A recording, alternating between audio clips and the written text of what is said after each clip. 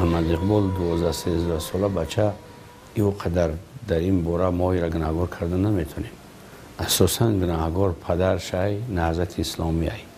وقتی که پدرش می نهضت اسلامی را ساختن و ساختیم و مردم در همه چیز که آوردیم، خیلی عاقبت جنگ خونریزی و جنگ خونین در تاجیکستان وقتی برپا کرد نهضت اسلامی، عاقبتش به همین کارا بعد یعنی ثمرهش و نتیجهش همین کارا شد.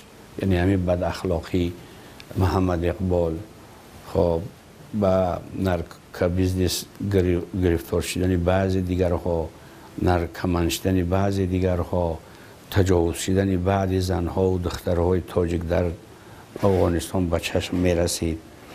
همه سببش همین نهضت اسلامی است. هیچ یگان چیز دیگر نداره.